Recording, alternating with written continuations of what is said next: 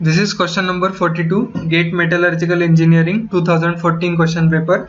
Match the following strengthening methods. Group 1 in metallic alloys with typical mechanisms responsible. Group 2 from them. So group 1 consists of grain size strengthening, work hardening, dispersion strengthening and solid solution hardening. And the mechanisms are Orowan looping, Suzuki interaction, Lohmer-Cottrell barrier, dislocation pileup at grain boundaries. So firstly, what is basically grain size strengthening? Grain size strengthening is often also termed as Hall page strengthening.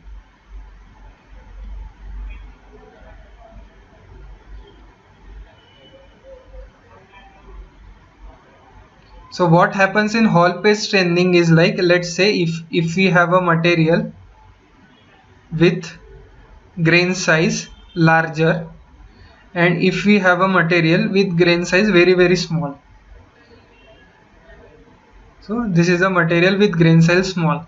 So when dislocations are coming, they are like stopped by this grain boundary because the orientation of this grain is not same as this grain. So what Hall page tells us that when these dislocations are coming to this grain boundary, we require additional stress for this dislocation to start slip in this grain. So basically if I like try to zoom it, this is consider this as a one grain.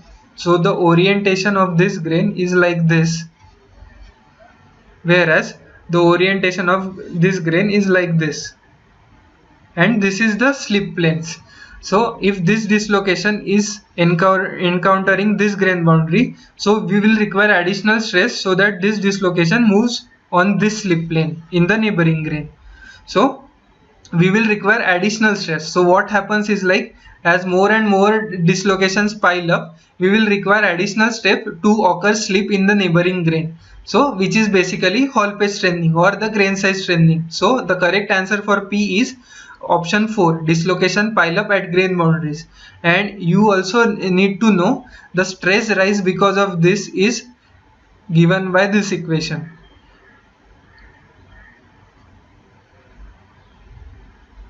where D is the grain size of the material. So you will require additional stress because of this grain boundaries. So more the grain boundaries, more is the hardening, or more is the grain size hardening, or more is the Hall page strengthening. So this is first. Now coming to work hardening. Basically in work hardening, what happens is like, let's consider a case of FCC material. In FCC material, as you may know that Shockley partials are there. So when two Shockley partials combine, they form a separate dislocation where the Burgers vector is out of the plane. Basically this plane is 100 plane. Two Shockley partials which are moving in 111 plane will combine to form a different dislocation of Berger vector, which will be the combination of B1 and B2, which will lie in some different plane. So the different plane will not be 111 plane. So if that thing occurs, this dislocation, which is the combination of these two Shockley partials, cannot move because that is not the slip plane in FCC. So what happens? This forms a sessile dislocation. Sessile dislocations means the dislocation cannot move.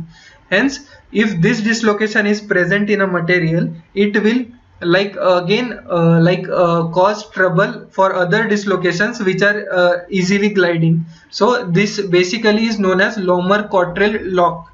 And as this is a sessile and immobile dislocation, it is acting as a barrier for other gliding dislocations in that plane. Hence the work hardening which we are seeing is basically because of Lohmer-Cottrell barrier. So the correct answer for work hardening is option 3, Lohmer-Cottrell barrier. Now coming to dispersion strengthening. So in dispersion strengthening is like, I will just draw. Let's say I have a material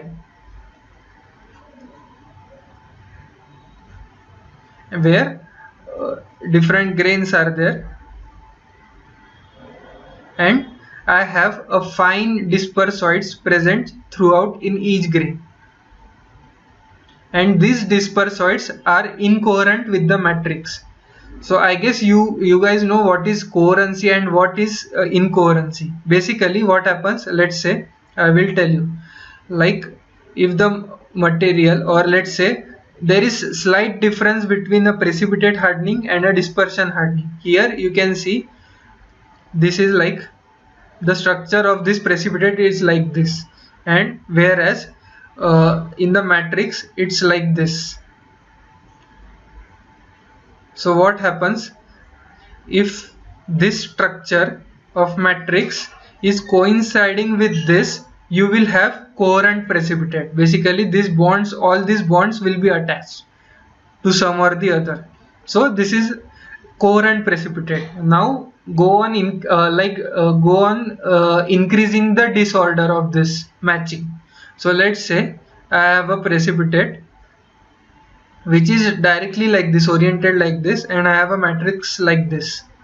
So what happens is like this boundary which the precipitate and matrix is coherent, it is in incoherent boundary, because no bonds are there here, whereas here the bonds were attached, however some coherency strains were there. So this is coherent precipitate and this is incoherent precipitate.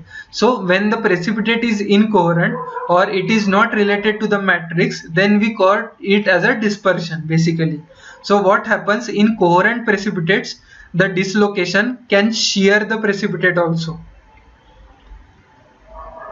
shear the precipitate as well as loop it. However, when the precipitate is incoherent or dispersoid is present, then precipitate can like the dislocation can only loop it basically. And here in this I am telling you the same thing. Like let's say you consider these two as the dispersoids. When the dislocation is coming here, what it takes is like this has the obstacle to this dislocation path, so it tries to loop it, which is basically Orban looping, and after looping this dislocations moves forward. So you need to understand first, like the particles are present, the dislocation is coming like this, it is looping on this, so one dislocation line is more created here and this dislocation is just surpassing after that. So this is basically dispersion strengthening, and the mechanism related to that is Orban looping.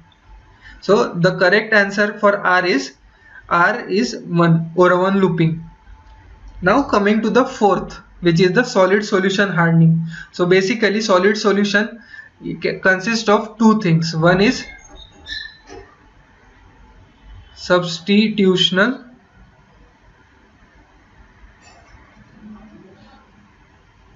and another one is interstitial. So let's say I have a matrix here, one foreign atom is sitting. If it is sitting at a lattice point, then we term this as substitutional solid solution.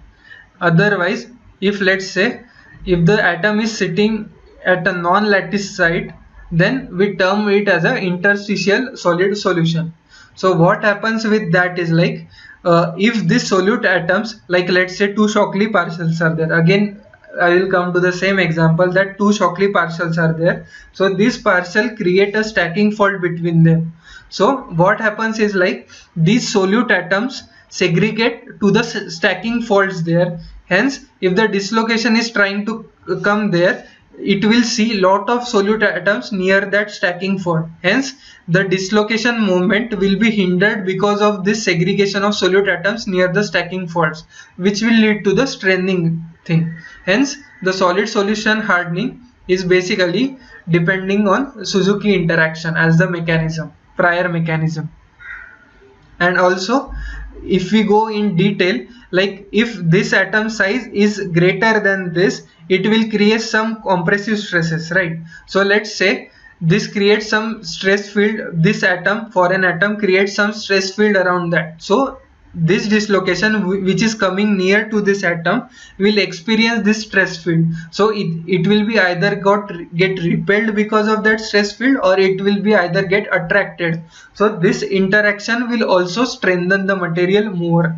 Hence that's why in most of the pure elements, let's say aluminium, let's say copper, in copper brass is there, like brass is there, bronze is there, which basically we are having some substitutional solid solution we are creating, and we are increasing the strength of that because of Suzuki interaction and because of interaction of solute atoms with the dislocations.